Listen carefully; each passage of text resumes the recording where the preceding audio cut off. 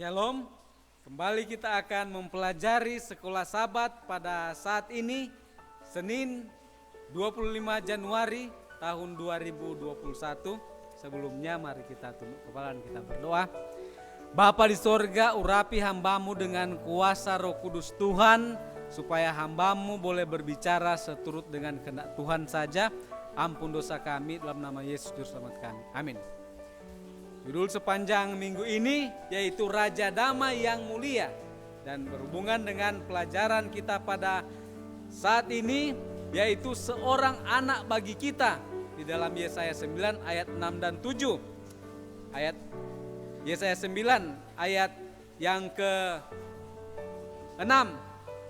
Sebab seorang anak telah lahir untuk kita, seorang putra telah diberikan untuk kita. Lambang pemerintahan ada di atas bahunya, dan namanya disebutkan orang, penasihat, ajaib, Allah yang perkasa, Bapa yang kekal, Raja Damai. Saudaraku yang kasih, ini adalah merupakan kelahiran istimewa yang ketiga dalam kitab Yesaya. Karena setelah pemberitahuan kelahiran Immanuel yang berarti Allah beserta kita, kemudian Maher Syalal Hasibas, bahwa dinyatakan kita sudah belajar pelajaran pada minggu kemarin yang arti nama daripada anak itu yaitu merampas dengan cepat. Dan kemudian ini yang nama yang ketiga yaitu nama yang dinyatakan di sini dia itu ajaib.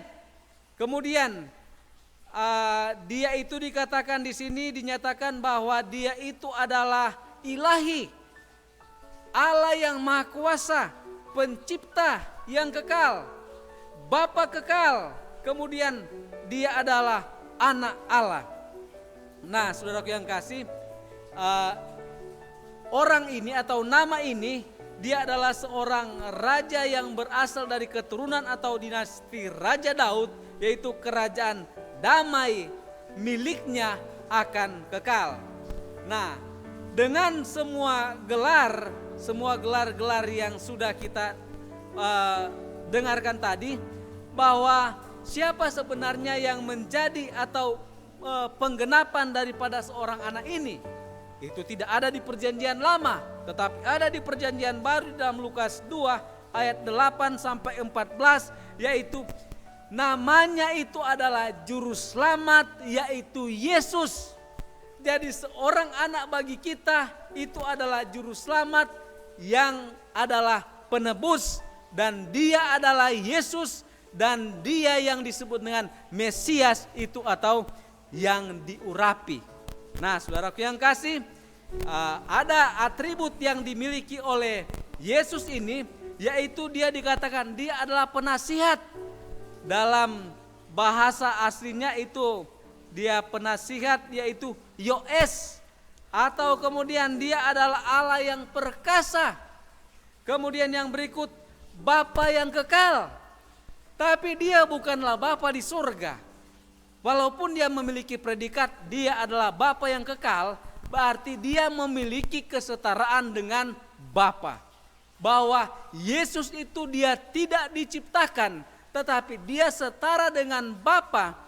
Makanya pada saat kita percaya bahwa Yesus itu adalah Allah yang kekal juga yang setara dengan Bapa, nah kita akan mengerti dengan jelas bahwa ada 3 oknum di dalam kealahan atau Tritunggal atau Trinitas, yaitu Bapa, Anak, dan Roh Kudus.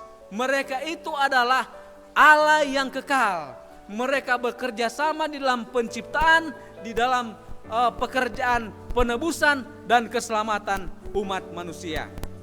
Nah, oleh sebab itu kita sudah pelajari bahwa di dalam Yohanes 1 ayat 1 sampai 3, yaitu Yesus Kristus anak ilahi Allah, dia adalah pencipta.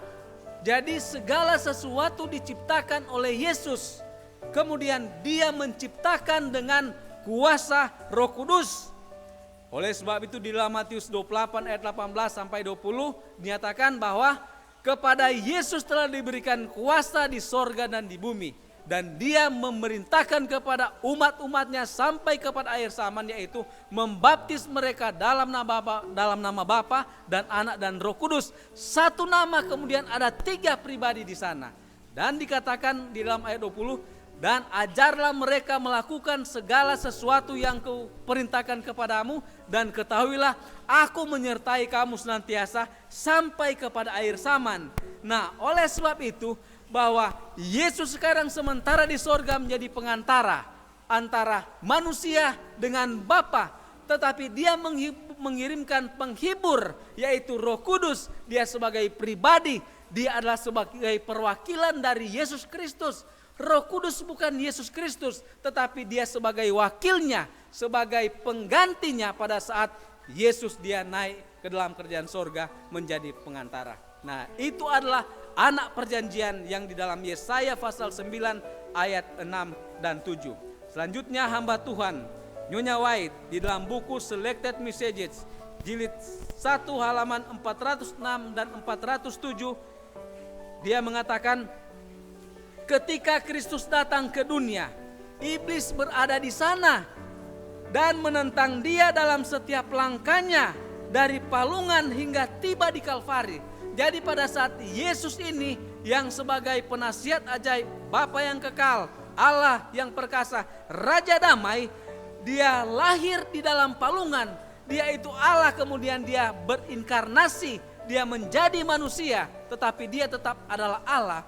Kemudian sudah menjadi manusia, lahir di kandang Betlehem, dan sampai di Kalvari, iblis terus berusaha untuk menjatuhkan Yesus. Iblis telah menuduh Allah menuntut penyangkalan diri dari malaikat-malaikat, padahal ia tidak tahu tentang apa artinya dirinya sendiri, dan ia sendiri pun tidak mau mengorbankan dirinya sendiri untuk orang lain. Ini tuduhan iblis. Inilah tuduhan yang dibuat oleh iblis melawan Allah di surga.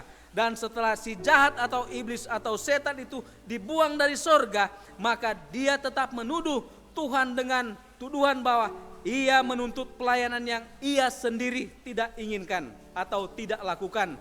Maka Kristus datang ke dunia untuk menghadapi tuduhan palsu ini dan menyatakan bahwa Bapa itu adalah benar, iblis itu adalah salah. Yesus datang untuk memantulkan karakter daripada Bapa, tabiat daripada Bapa di sorga, yaitu dia mengasihi, dia panjang sabar, bermurah kasih setianya, dan dia mengorbankan dirinya, dan dia suka melayani. Teladan yang diberikan oleh Yesus teristimewa dikatakan dalam Filipi 2. Di sana dinyatakan bahwa ayat 5 bahwa dia yang sebagai Allah kemudian dia menjelma, merendahkan dirinya menjadi manusia, mati di kayu salib untuk saudara dan saya. Oleh sebab itu, maka kita yang sebagai pengikut Yesus, murid-murid Yesus harus memberikan teladan sama seperti yang Tuhan tunjukkan, yaitu tidak mementingkan diri sendiri, saling mengasihi satu dengan yang lain, kemudian kita melayani, saling mengasihi, saling melayani satu sama dengan yang lain, sama seperti Kristus yang sudah terlebih dahulu mengasihi dan melayani kita.